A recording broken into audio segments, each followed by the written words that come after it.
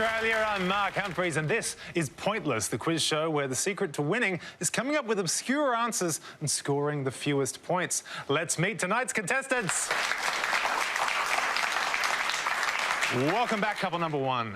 Thank you. I'm Nicola, and this is my longtime friend, Jen. Welcome back, couple number two. I'm Eric, and this is my colleague and former friend, Ellen. More on that later. And welcome for the first time, couple number three. Hi, I'm Andy, and this is my great mate, Jack. Welcome, guys. Thank you, and welcome to Pointless. Before we play, I need to introduce the boss of obscure knowledge. He's currently watching reruns of Knight Rider on that laptop of his. It's Dr. Andrew Rochford. Hello. I'm a big Hasselhoff guy. Rightly so. Okay, carry on. Awesome. Two returning couples joining us back here. Jen and Nicola did a wonderful job getting through the head-to-head.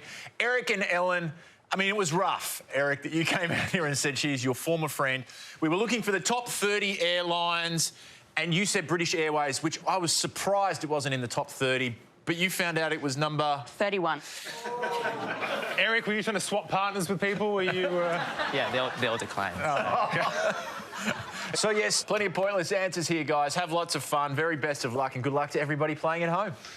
As always, if any of our couples can find a pointless answer, we will add $500 to tonight's jackpot, which starts at $23,000. Oh! Yes! So let's get straight into it. And remember, at the end of this round, the highest scoring couple will be eliminated. Our first question is about... Ooh, Nicole Kidman films. So, can you decide in your couples who is going to go first, and can they please step up to the podium? Groovy, talk us through it, Doc. We're looking for the title of any theatrically released feature film in which Nicole Kidman receives an acting credit before June 2018. But remember, go for the most obscure. Good luck, and good luck to everyone playing at home. All right, Nicola, are you a fan of our Nicole? Our Nicole, yes. Look, she's a wonderful tribute to us Australians. There's many films I could choose, but I'm going to go with one that I hope not many people have said, The Portrait of a Lady. Portrait of a Lady. All right, let's see if The Portrait of a Lady is correct, and if so, how many of our 100 people said it? Interesting. Portrait of a Lady is correct, yes. How many people would have thought of that film? We're getting that. Can we start with the pointless...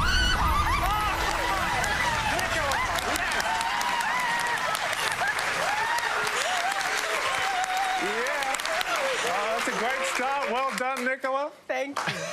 That is exceptionally well done, Nicola. What a great way to start an episode. Yes, adding $500 to the jackpot. Yeah. Yeah. Well done. Well done. Yeah, released in 1996, she plays Isabel Archer in that film. How does it feel to get a pointless answer, Nicola? Unbelievable, really. Yeah, pretty amazing. All right, now... Ellen, how do you feel? Do you reckon you can get us a pointless answer here in Nicole Kidman films? I doubt it. I'm going to go with Killing of a Sacred Deer. Killing of a Sacred Deer. All right, let's see if Killing of a Sacred Deer is correct and how many people said that. It is correct, but how many people would have thought of Killing of a Sacred Deer? Could we possibly get a second pointless... What? Ellen has redeemed herself with a pointless answer and $500 in the jackpot. Oh, boy. Well done, Ellen. If you're not going to say this, Ellen, I am. In your face, Eric. No, I'm just joking. How good is that? Big turnaround. Very well played, Ellen. Yeah, two pointless answers. Good luck, Jack. How do I follow that? All right, you're going to have to, so... Well, I thought I'd go away from film and go to TV, and what came into my mind was Big Little Lies. Well, let's see if Big Little Lies is correct, and if so, how many people said Big Little Lies? I'm sorry, that is incorrect. Andrew, can you explain why? It's Nicole Kidman films that were for theatrical release, feature films. Unfortunately, that is a TV series, which she's amazing in, but unfortunate. Well, on the plus side, no one did say that answer. So, OK, we are halfway through round one. So, as we come back up the line, we are still looking for Nicole Kidman films. So can the second players now take their place at the podium? All right, Andy, you've got your work cut out for you here. Do you think you could give us an obscure Nicole Kidman film? I'm going to go way back in history, Mark. BMX Bandits. I love that answer. All right, let's see if the Australian classic BMX Bandits is correct. And if so, how many of our 100 people said it? BMX Bandits is correct. How many people would have thought of that? We're getting down there. We need a low score here. How low? 8. Well done, Andy. Good answer. Good answer. Yeah, great answer, and I'm sure there's a lot of people at home right now going, you know what, that was the one I was going to go for. She played Judy back in 1983 at the age of 16, and it was her second ever movie. Good stuff. Eric, well, you want to just say a big thank you to Ellen, firstly? Yeah, I mean, I don't even need to give my answer, but which is good because I know nothing about film. So I will take a stab and go Australia. Australia, OK. So we're going to see if Australia is the correct answer in Nicole Kidman films, and if so, how many of our 100 people said Australia? Yes, it is correct. I imagine fairly high score that would be 41. That's all right. Well done, Eric. That's all you needed. Good answer, Eric. Nice and safe there. The Baz Luhrmann film that Oprah liked. glad someone did. All right. Love you, Baz. All right. Now, Jen, you're in a very good position here, but, you know, I would love you to add another $500 to tonight's jackpot. Do you think you could do it? I'm going to tell you it's safe with a personal favourite of mine, Bewitched. Bewitched. All right. Let's see if Bewitched is correct and how many people said Bewitched. Bewitched is correct. But how many people thought of that film? Not many, it seems. Could we get another? Oh, 9 points. Well done, Jen. Great result.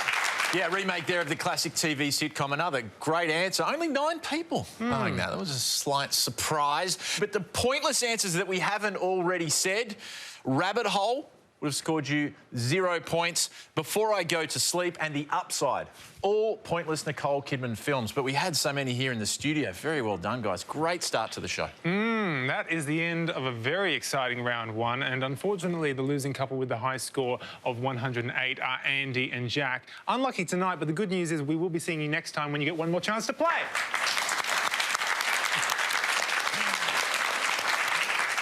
Join us after the break when we play Head to Head.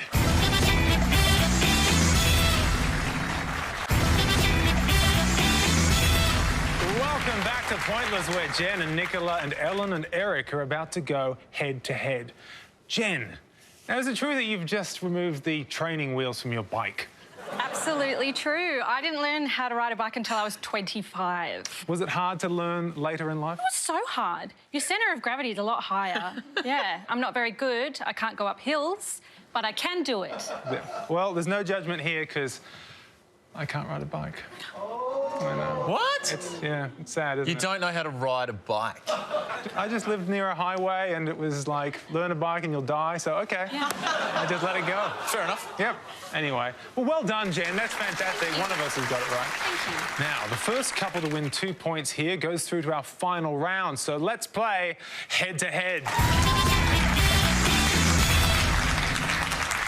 Best of luck, everyone. Here is your first question, and it's about Italian landmarks. Andrew. We're about to show you some pictures of famous landmarks or attractions that are in Italy. We would like you to tell us which city they are found. Good luck.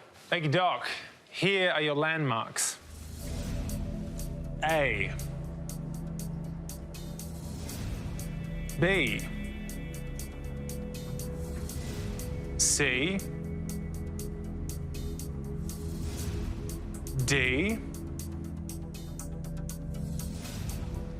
And E. All right, we're looking for the names of Italian cities that are the homes to these landmarks. We're starting with Jen and Nicola, because you had the lowest score in the first round. Can you identify a city, please? Got B? And I've got D. Or Yep. you probably have D too. Yeah. And E. Yes. OK, which one? Let's forget D. Yeah. Everybody knows D. Yeah. So it's between B or E. What do you think? I think B would be more obscure, personally. OK.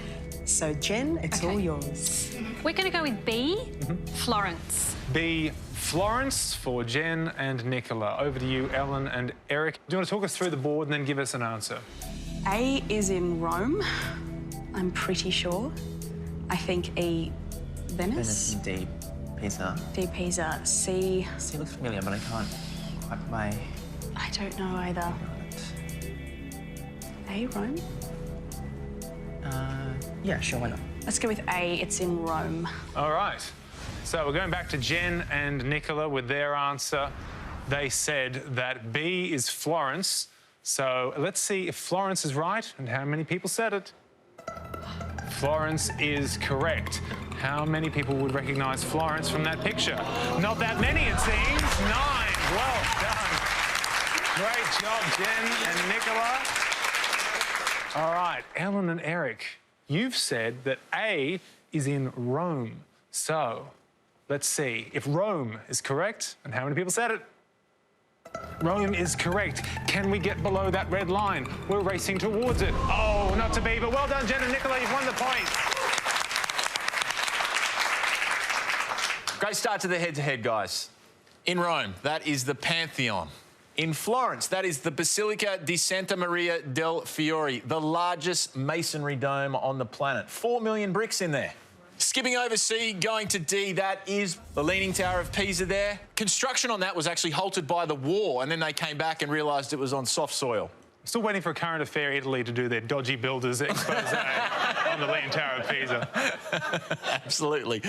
E, that is the Rialto Bridge, one of 4 bridges in Venice that crosses the Grand Canal. And moving back to see, that is in Milan, the Milan Cathedral. It is a Gothic cathedral that took over 6 centuries to construct. Much like the NBN. So, with Jen and Nicola winning the first point, Ellen and Eric need to win the next point to stay in the competition. Let's see if they can do it after the break.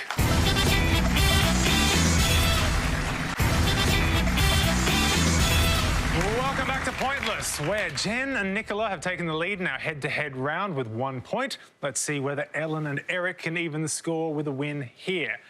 Eric, you have an unusual skill relating to words and letters. What is that?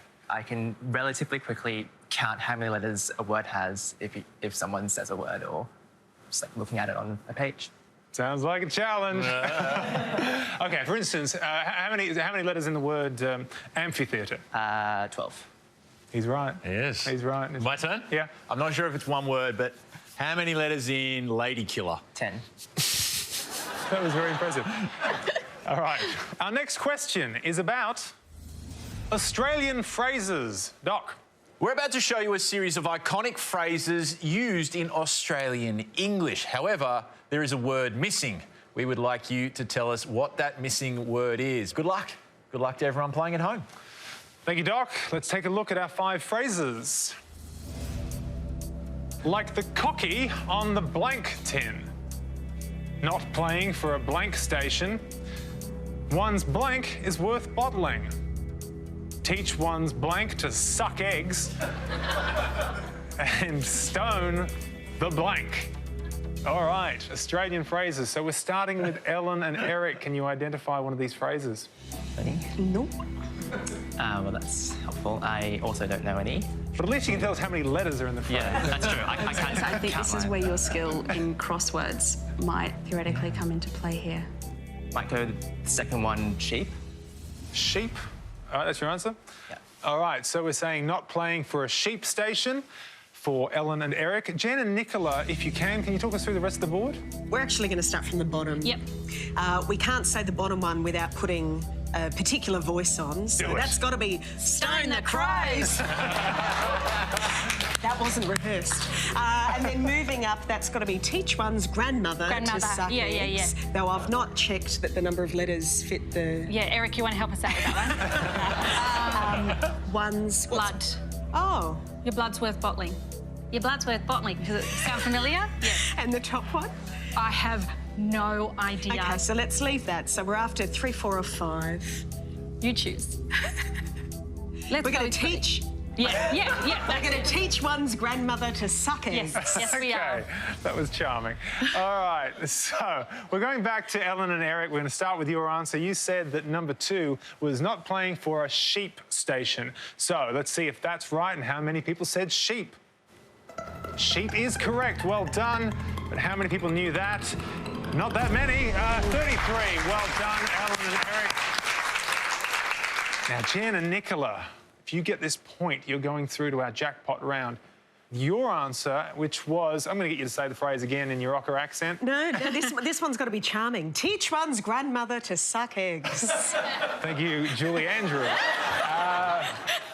All right, so we're going to see whether it's teach one's grandmother to suck eggs. Let's see if that's correct and how many people said it.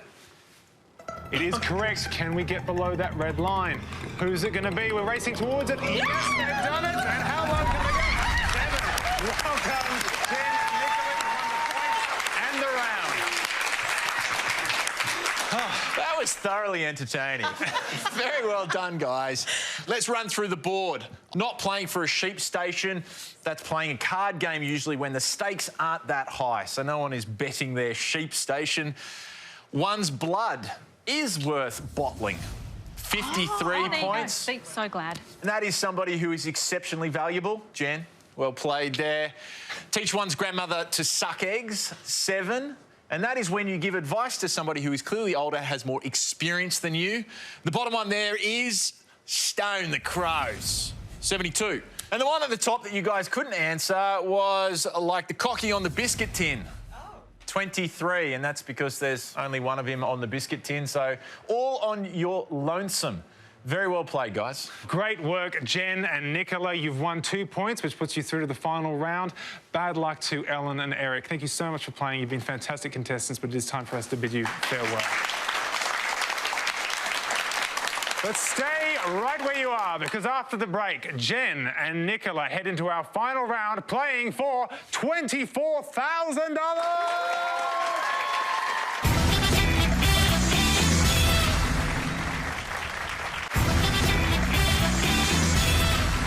Welcome back to Pointless, where Jen and Nicola have valiantly battled their way into the final round, picking up our coveted Pointless trophy.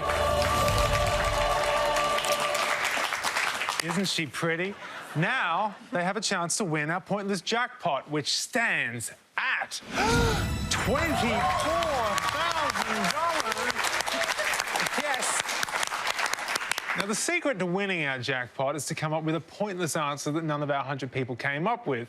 But first, you two need to choose a category from these 2 options, and they are greatest hits and boys.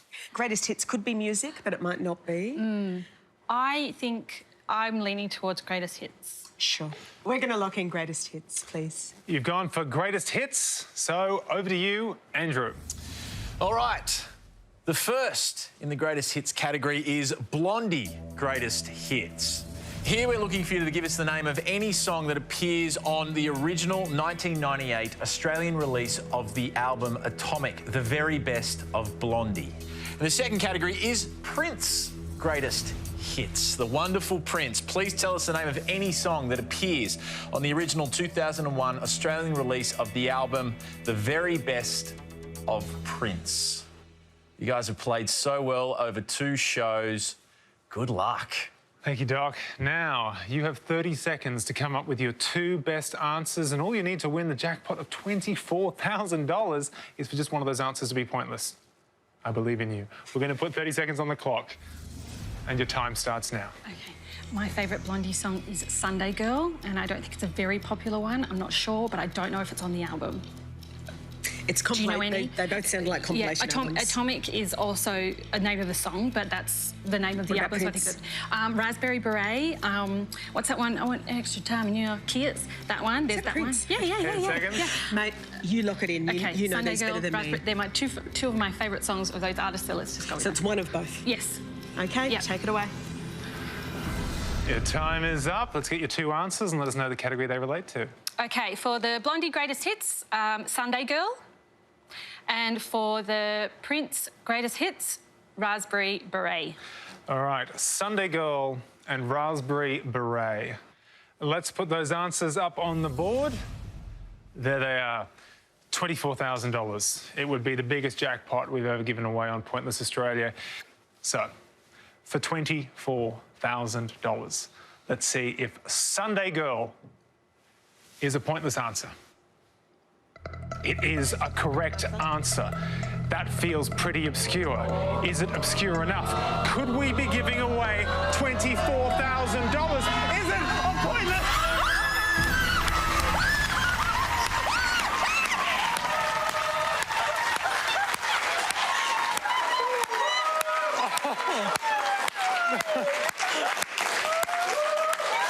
Well done.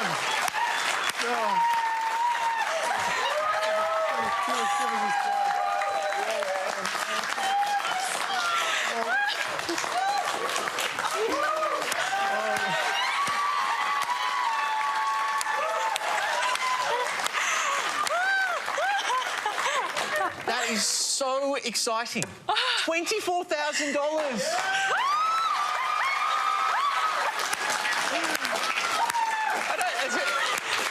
I'm not sure it's sunk in yet, has it? Has it sunk in? This is amazing. Oh my goodness. How good is Blondie? I love Blondie. It's so exciting, guys. You've been so wonderful, and you really do deserve that. Very, very well played. Let me run through a few more of the pointless answers there. Firstly, let me say that Raspberry Beret, wonderful song, was not a pointless answer, so well done. We didn't need to get to that. That would have scored you 11 points if you said it at home. Yeah. Some of the other pointless answers for Blondie, Island of Lost Souls, Picture This, and Atomic, 98. The remix by Tall Paul was also a pointless answer. Some of the Prince greatest hits that were pointless answers. If you said these at home, Alphabet Street, Get Off, I Would Die For You. They were all pointless answers. Very well done, but congratulations, guys. Very deserved winners.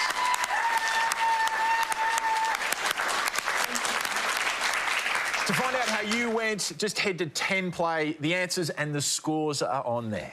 Well done, Jen and Nicola, who walk away with tonight's jackpot of $24,000.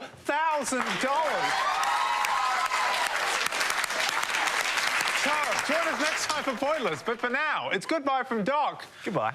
And it is goodbye from me. Goodbye.